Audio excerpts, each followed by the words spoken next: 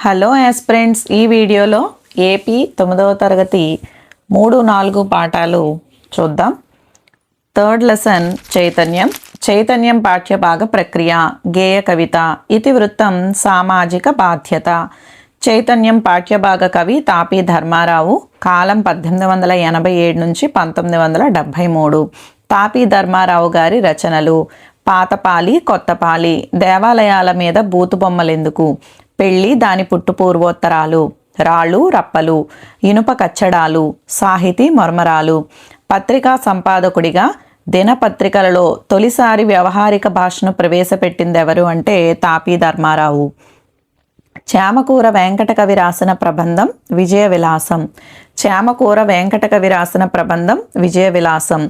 విజయవిలాస ప్రబంధానికి హృదయోల్లాస వ్యాఖ్యానం రాసినది తాపీ ధర్మారావు. దీనికి గాను ఆయనకి కేంద్ర సాహిత్య అకాడమీ అవార్డు వచ్చింది.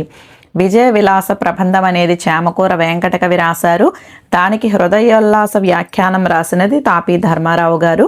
దీనికి గాను ఆయనకి కేంద్ర సాహిత్య అకాడమీ అవార్డు రావటం జరిగింది. నెక్స్ట్ వన్, తాపీ ధర్మారావు గారి సమకాలికులు: పుట్టపర్తి నారాయణాచార్యులు, గుర్రం జాషువా, గురజాడ అప్పారావు, శ్రీశ్రీ. చైతన్యం పాఠం తాపీ ధర్మారావు గారు రచించిన కొత్తపాలి గ్రంథం నుంచి తీసుకోబడింది. పూలండోయ్ పూలు వచన కవితను రాసినది డాక్టర్ ప్రసాదమూర్తి. పూలండోయ్ పూలు వచన కవితను రాసినది డాక్టర్ ప్రసాదమూర్తి. విద్యార్థుల్లో సామాజిక చైతన్యాన్ని కలిగించి సమాజ అభివృద్ధికి పాటుపడేలా చేయటం ఉద్దేశంగా గల పాఠం చైతన్యం. సామాజిక చైతన్యం ఈజీగా గుర్తుండటానికి. నెక్స్ట్, కవిత్వానికి ఉండవలసిన ప్రథమ లక్షణం ఏంటి అంటే సామాజిక ప్రయోజనం. కవిత్వానికి ఉండవలసిన ప్రథమ లక్షణం సామాజిక ప్రయోజనం.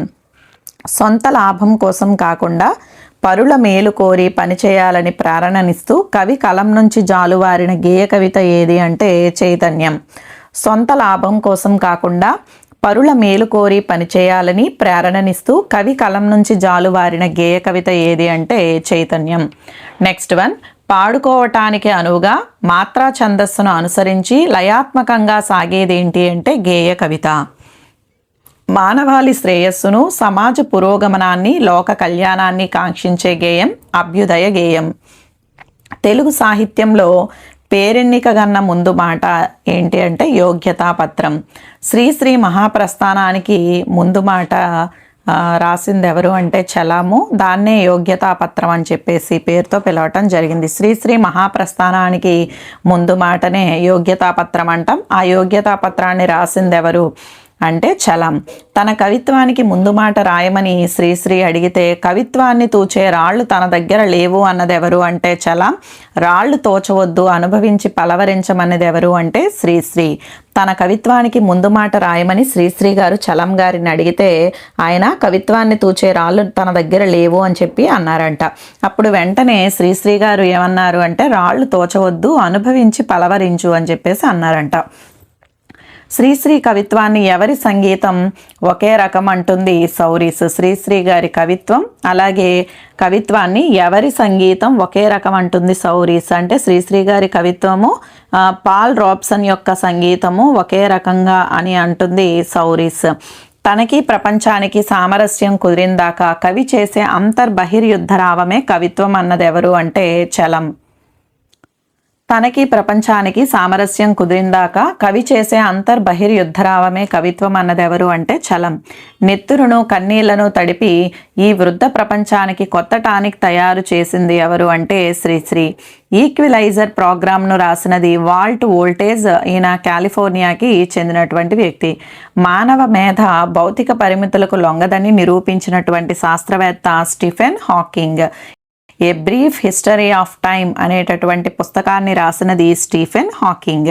ఏ బ్రీఫ్ హిస్టరీ ఆఫ్ టైమ్ పుస్తకాన్ని తెలుగులో ఏ పేరుతో అనువదించబడింది అంటే కాలం కథ. నెక్స్ట్, అదేవిధంగా ఈ పాఠానికి సంబంధించినటువంటి వ్యాకరణాంశాలు ఏంటో ఇప్పుడు చూసేద్దాం. అర్థాలు: మారుతం, గాలి, చింత, ఆలోచన, బాధ, స్థిరమైన, శాశ్వతమైన, మానసము, మనసు, క్రూరులు, దయలేనివారు, మూర్ఖులు. నెక్స్ట్, పర్యాయ పదాలు: మేఘాలు, అభ్రములు, జలధరములు, యుద్ధం అంటే సమరం, పోరు, రణం, చుక్కలు నక్షత్రాలు తారలు, శోకం ఏడుపు దుఃఖం, నానా అర్థాలు దిక్కు దిశ ఉపాయం మార్గం, వర్షం వాన సంవత్సరం, నామం పేరు బొట్టు, వాహిని నది సైన్యము, లోకము అంటే జగత్తు చూపు గుంపు. నెక్స్ట్ ఈ పాఠానికి సంబంధించినటువంటి ప్రకృతి వికృతి అగ్ని అగ్గి, సింహం సింగం, రాక్షసి రక్కసి, కార్యము కర్జము, మేఘాలు మొయ్యిలు.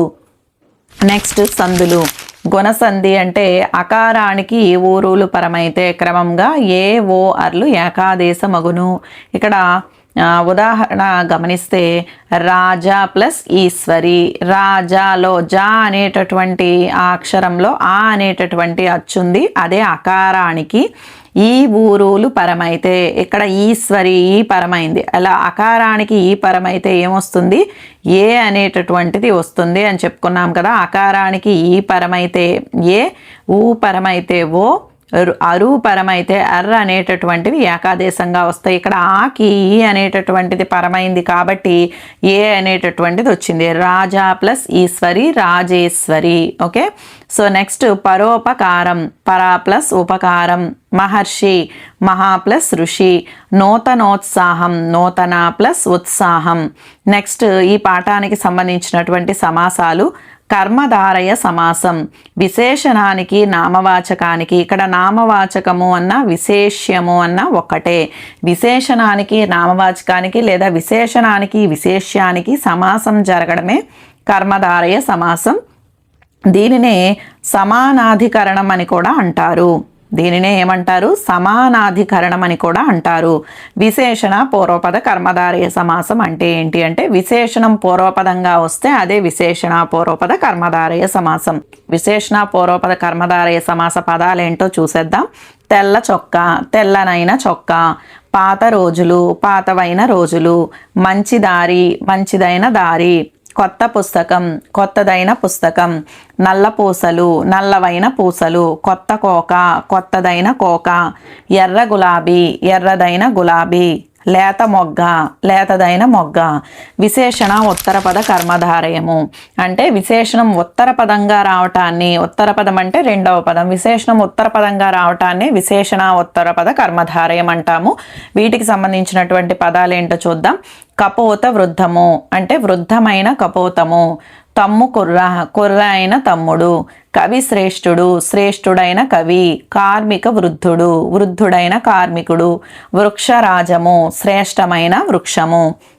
విశేషణ ఉభయపద కర్మధారయము, రెండు పదాలు విశేషణాలుగా ఉంటే, ఇక్కడ ఉభయము అంటే రెండు, ఇలా రెండు పదాలు విశేషణాలుగా ఉంటే దాన్ని విశేషణ ఉభయపద కర్మధారయం అని చెప్పేసి అంటాం. వీటికి సంబంధించిన పదాలు చూస్తే శీతోష్ణం శీతము ఉష్ణము చలి వేడి రెండు కూడా విశేషణ పదాలే. నెక్స్ట్ మృదు మధురము మృదువైనది మధురమైనది రెండు విశేషణాలే కాబట్టి ఇది విశేషణ ఉభయపద కర్మధారయము.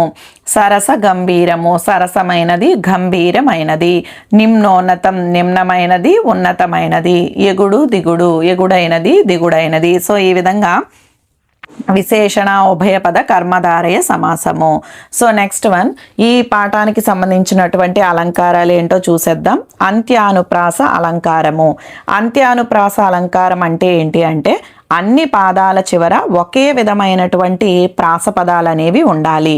అన్ని పాదాల చివర ఒకే విధమైనటువంటి ప్రాసపదాలు ఉంటే దానిని అంత్యానుప్రాస అలంకారం అని చెప్పేసి అంటాం. దీనికి ఎగ్జాంపుల్స్గా భాగవతమున భక్తి భారతములో యుక్తి, రామకథయే ముక్తి. ఇందులో అన్నిట్లో ప్రాసపదాల్లో భక్తి యుక్తి ముక్తి అన్నీ కూడా ఒకే రకమైనటువంటి ప్రాసపదాలు ఉన్నాయి కాబట్టి ఇది అంత్యానుప్రాస అలంకారం అవుతుందన్నమాట.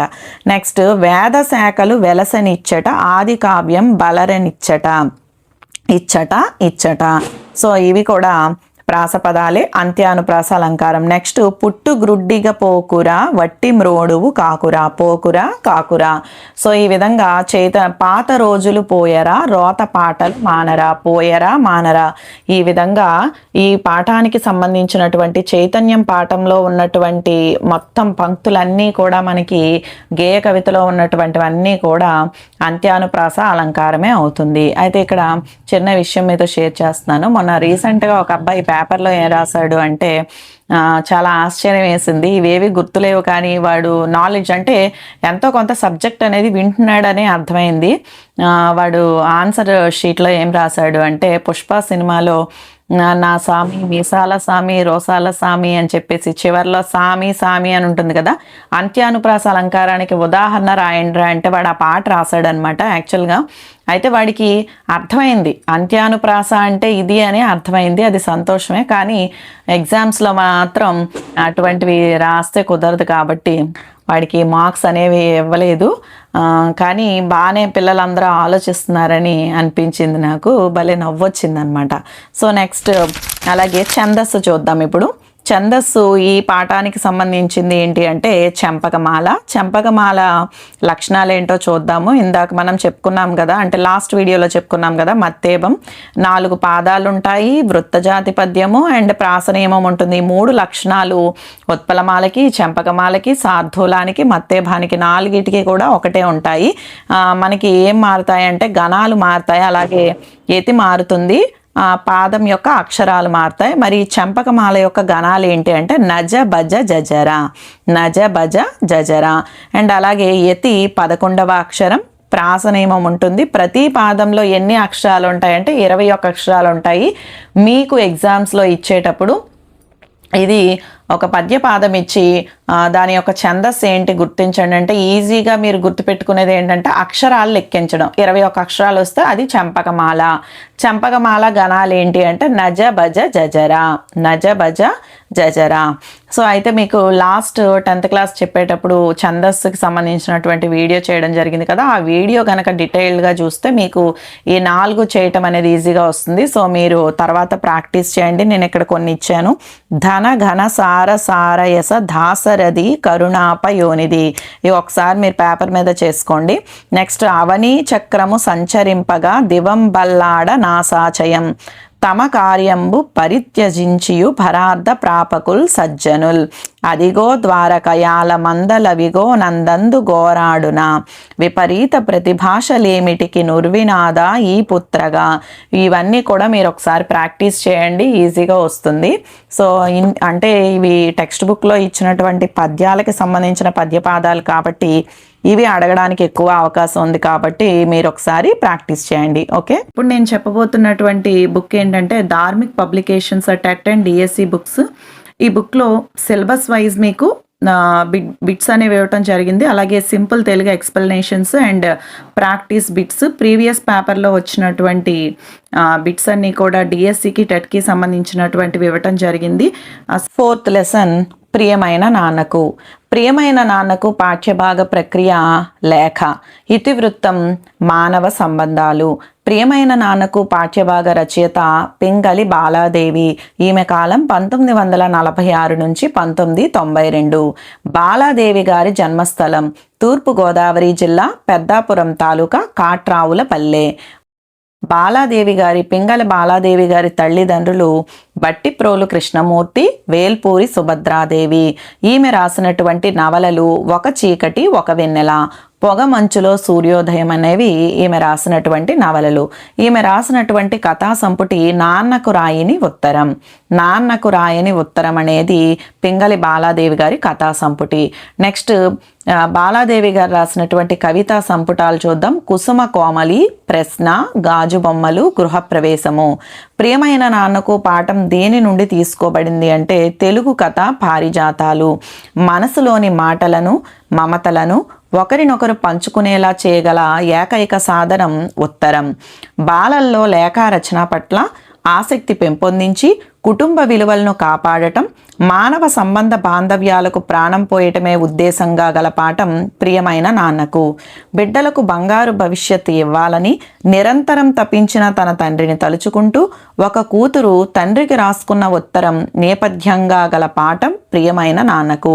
వ్యక్తులు, సంస్థల మధ్య సమాచారాన్ని పరస్పరం పంచుకోవటానికి ఉపయోగించే సాధనమే లేఖ.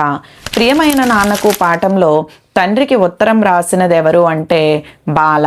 ప్రియమైన నాన్నకు పాఠంలో లేఖ ఎవరికి రాయబడింది అంటే భువనేశ్వరంలో ఉన్నటువంటి తన తండ్రికి బాల అనేటటువంటి ఆమె రాసింది. బాల యొక్క చిన్న కూతురు భాస్వర. ప్రియమైన నాన్నకు పాఠంలో బాలని ఎందుకమ్మా ఏడుస్తున్నావు అని అడిగింది ఎవరు అంటే భాస్వర. అంటే బాల యొక్క చిన్న కూతురే ఆ విధంగా అడుగుతుందన్నమాట. నెక్స్ట్ తాతగారు రాసిన ఉత్తరం చదువు అని ఇచ్చినది ఎవరు అంటే బాల చిన్నమ్మాయి భాస్వరకి ఇచ్చిందనమాట. తాతగారు రాసిన ఉత్తరం ఎందుకమ్మా ఏడుస్తున్నావు అంటే ఇదిగో తాతగారు రాసిన ఉత్తరం చదువు అని చెప్పి బాల ఆమె చిన్నమ్మాయి అయినటువంటి భాస్వరకి ఇవ్వటం జరిగిందనమాట.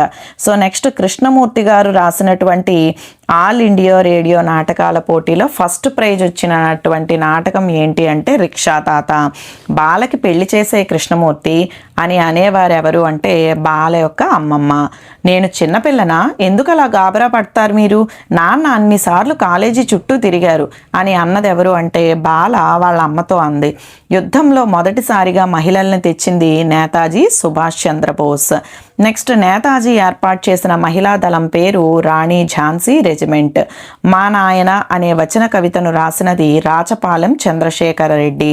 కొడుకుల్ పుట్టరటంచు నేత్తు శ్రీకాళహస్తీశ్వర పద్యాన్ని రాసినది శ్రీకాళహస్తీశ్వర అంటే ఆబ్వియస్లీ దూర్జటి శ్రీకాళహస్తి శతకాన్ని రాశారు. ఓకే, ఇక ప్రియమైన నాన్నకు పాఠానికి సంబంధించిన వ్యాకరణాంశాలు చూద్దాం. అర్థాలు: ఉరకలు, దుముకు, పరుగెత్తు. కరువు, క్షామము, దుర్భిక్షము. స్మృతులు, జ్ఞాపకాలు, గుర్తులు. అస్తిత్వము, ఉనికి, భగ్నము, ఆటంకం. వెలితి, లోటు. పర్యాయ పదాలు: యథ, హృదయము, డెందము. లేఖ, జాబు, ఉత్తరం. జ్ఞాపకం, మననం, గుర్తు, జ్ఞప్తి, స్మృతి ఇలా చెప్పచ్చు. లోటు, లేమి, వెలితి. బిరబిర, ఆతృత, తొందర. జంకు, బెదురు, భయం. పసరం, పశువు, గొడ్డు. భోగము అనేటటువంటి పదానికి నానా అర్థాలు చూడండి. పాము, పడగ. శుభము, కీర్తి, భోజనం, తపస్సు, భువనము, మేనమామ కూతురు. ఇవన్నీ కూడా భోగానికి నానా అర్థాలు. నెక్స్ట్ వన్ ప్రకృతి వికృతులు: శ్రీ, సిరి, కుమారుడు, కొమరుడు. క్షేమము, సేమము. ఆశ, ఆశ. స్త్రీ, ఇంతి, పంక్తి, బంతి. నెక్స్ట్ సందులు: మీరెప్పుడు, మీరు ప్లస్ ఎప్పుడు ఉత్వసంధి. 15 ఏళ్ళు, 15 ప్లస్ ఏళ్ళు ఉత్వసంధి.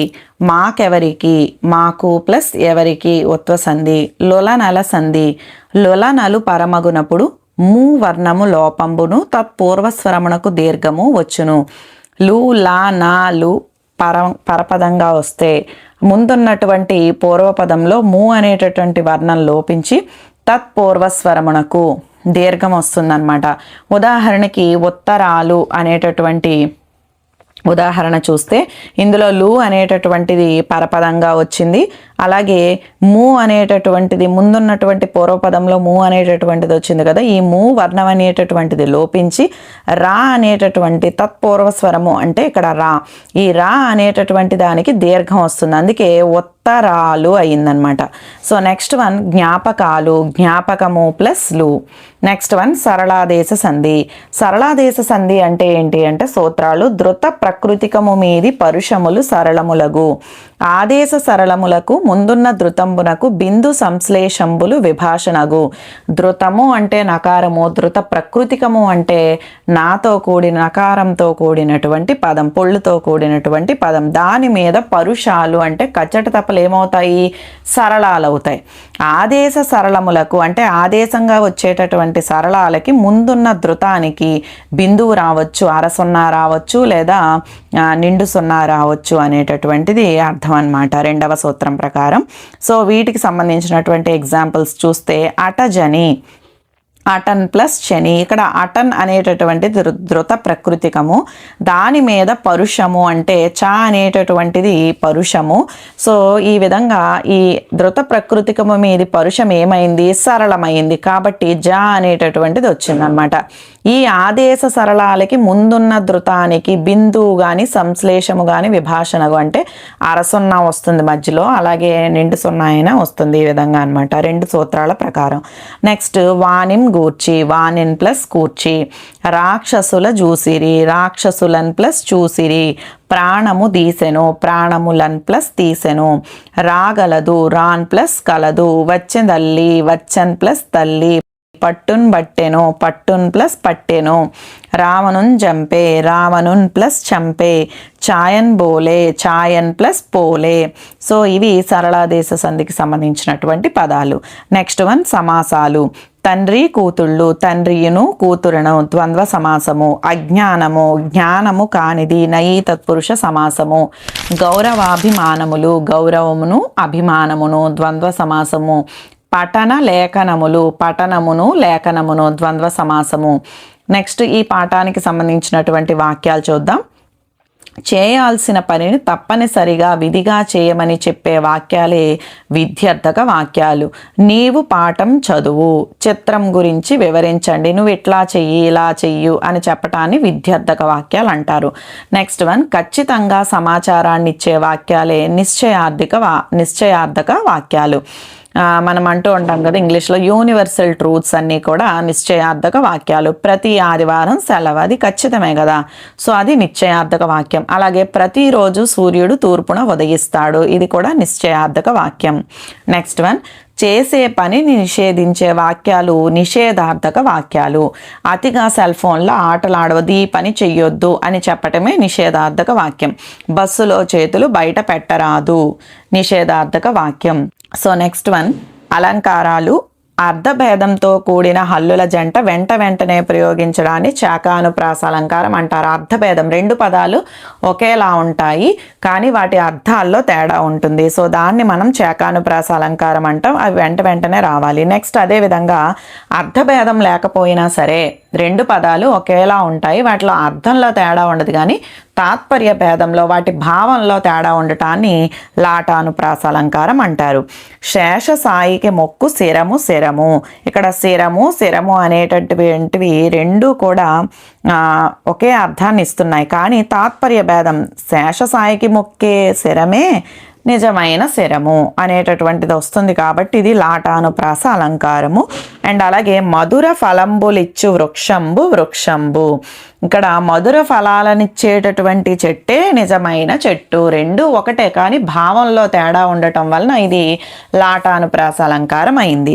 సో నెక్స్ట్ వన్ దేవా నీకు 100 వందనాలు. ఇక్కడ 100 అంటే సంఖ్య, వందనాలు అంటే నమస్కారాలు. ఈ విధంగా అర్థాల్లో తేడా ఉంది కాబట్టి వెంటనే ఈ హల్లుల జంట వెంటనే వచ్చింది కాబట్టి అది చాకానుప్రాస అలంకారము. అండ్ నీటిలో పడిన తేలు తేలుతుందా, వర్షంలో తడుస్తూ ఉంది, రామబాణం తగిలి వాలిపోయేను. సో ఈ విధంగా ఈ 4 కూడా అర్థభేదంతో కూడి వెంటనే వచ్చాయి కాబట్టి ఈ 4 కూడా చాకానుప్రాస అలంకారానికి ఉదాహరణలుగా చెప్పవచ్చు. ఓకే, నెక్స్ట్ వీడియోలో 5, 6 పాఠాలకి సంబంధించినటువంటి కంటెంట్ అలాగే పదజాలం వ్యాకరణాంశాలని చూద్దాం. ఓకే, వీడియో కనుక నచ్చితే లైక్ చేసి షేర్ చేసి సబ్స్క్రైబ్ చేయండి, పక్కనే ఉన్న బెల్ ఐకాన్ని ట్యాప్ చేయండి. Thank you all. మీకు పబ్లికేషన్స్ బుక్స్ కావాలనుకునే వాళ్ళు 9505295144 అనేటటువంటి నెంబర్కి ఫోన్ చేసి వివరాలను సంప్రదించగలరు.